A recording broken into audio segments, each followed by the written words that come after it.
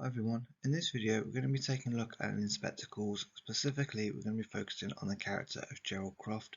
We're going to have a look at a few of the key quotations and how to respond to some of the exam questions as well. Now if you haven't done so already, please can you like and subscribe, it really does help us out when you do so. So the first thing I'd like you to do is have a look at the adjectives on the right hand side and try and identify which ones apply to Gerald Croft. So we've got words like arrogant, charming, upper class, heroic, manipulative, reflective, stubborn, shy, selfish, and attractive. So before we move on, if you can think about the stretch and challenge task and think what other characters might these adjectives apply to as well. So it's a really good thing to think about because then it's going to get you to help and think about how you compare the characters and their growth within the play. As feedback, check your answers against the ones below. So on the left hand side then we have our characters and on the right we have the adjectives that could be used to describe them. So we have Gerald Croft first of all, as that's who we're going to focus on in this video, so let's focus with him first of all. We have charming, upper class, heroic, in his own opinion, attractive, selfish and reflective. Now if you think about some of those adjectives they might sound quite contradictory, but as well if you think about his character, he is one that changes and develops as the play carries on. Mrs. Burling, we have upper class, selfish, arrogant and stubborn. And Mr. Burling, we have arrogant, selfish and manipulative. Sheila Burling, we have attractive, pretty and reflective. And for Eric Burling, we have shy and reflective. So what I'd like to think about is, can you recall a quotation to support this viewpoint to back up any of those adjectives for any of those characters? If there's any that you disagree with or you've got your own ideas on, please feel free to leave us a comment. It's really good to get that conversation flowing between learners, and at the end of the day it's just going to help broaden our understanding of the characters in the play. By the end of the video you'll be able to recall key details about Gerald Croft, understand some of the key quotations for this character, and finally apply your understanding to write an exam response. Look at the extract and attempt the challenges that follow. So it says then, steadily I discovered, not that night but 2 nights later, when we met again, not accidentally this time of course, that in fact she hadn't a penny and was going to be turned out of the miserable back room she had. It happened that a friend of mine, Charlie Brunswick, had gone off to Canada for 6 months, had left me the key of a nice little set of rooms he had in Morgan Terrace, and asked me to keep an eye on them for him and use them if I wanted to. So I insisted on Daisy moving into those rooms, and I made her take some of the money to keep her going there. Carefully to the inspector, I want you to understand that I didn't install her there so I could make love to her.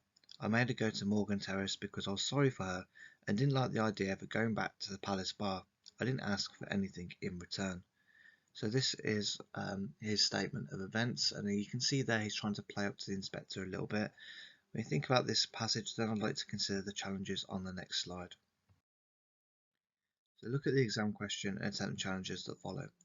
So how does Priestley present Gerald's relationship with women in Inspector Calls? You can write about the way Gerald treats women in the play, and how Priestley presents Gerald's relationship with women in general. Now, first thing I'd like you to think about is, how confident do you feel about this character at the moment? Do you feel like you are lacking a bit of information? Do you know him quite well? Or are there a few quotations that you need to work on? If that is the case, don't worry about it. We'll be going through those in a little bit of time as well. Super challenge: how responsible do you think he is for Eva Smith's death? And then the mega challenge: look at the contextual information on the next slide to help plan your response. Look at the contextual information to help plan your response. So the first thing we want to think about is then that when Priestley was writing it in the 1940s, society's understanding of the gender role was vastly different to today.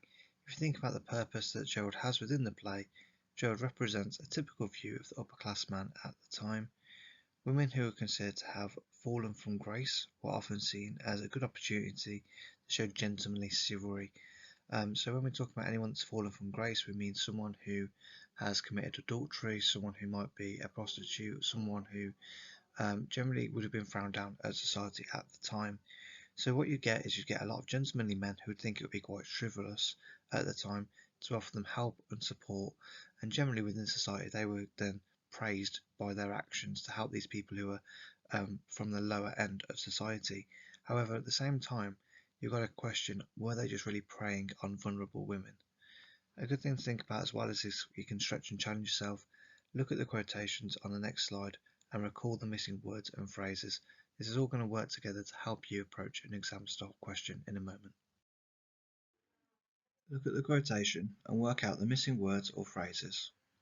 So it says then, I hate those blank blank blank faced women. So it's important to think about as well when you think about what words or phrases are missing from this quotation. See if you can stretch and challenge yourself and think, what part of the play is this from?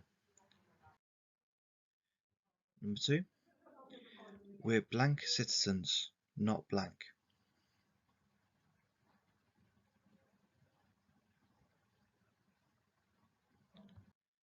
Number 3, and blank chap about 30, rather too manly to be a blank, but very much the easy, well blank young man about town.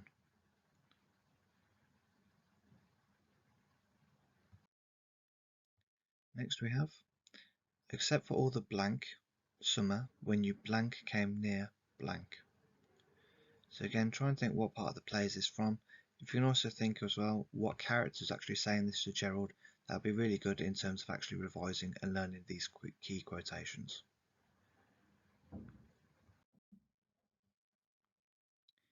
Had some blank for her and made her blank for a blank.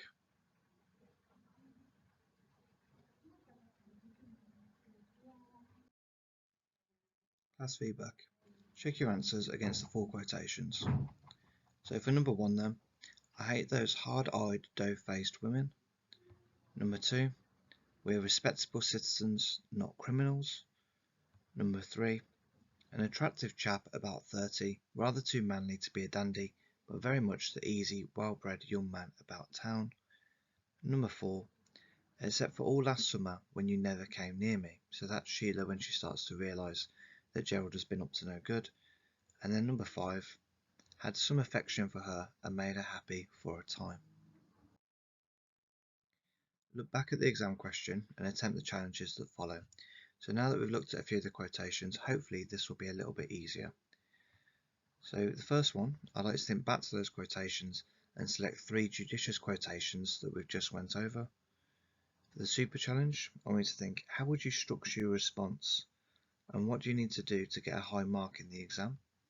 And the mega challenge, look at the response on the next slide to help you write your own paragraph. Look at the student response and attempt the challenges that follow. So it says then, Priestley has presented the character of Gerald as someone who holds the typical views of the upper class at the time. I hate those hard-eyed, doe-faced women. This shows he disapproves of women who stand up for their beliefs. In addition, the adjective hard-eyed implies he doesn't like women who are controversial, preferring them to adhere to their stereotypical subservient roles. So first thing I'd like to think about then is, has the student responded to the question effectively? So a good thing to bear in mind is have you actually kind of repeated the question back at them to actually make sure the examiner knows you're talking about what you meant to be talking about. The super challenge, have they made an appropriate link to the context of the play? And finally, use this response as a starting point to write your own response to the exam question. In the next video, we're going to be going over the following things. So we're going to recall some key details about the inspector, we're going to understand some of the key quotations for this character, and then finally you're going to apply your understanding to write your own exam response. If you need additional support or help, the new videos will be added every single week. Alternatively, leave us a comment below, like and subscribe, and we'll get back to you as soon as we can. Alternatively, we also have our partner channel Bookworm Teaching. If you need more lessons and guidance on all things English, I'm sure between one of us you'll be able to find what you need. All the best with your work and revision, guys, and thank you for watching. Good luck with your work in the future. Bye bye.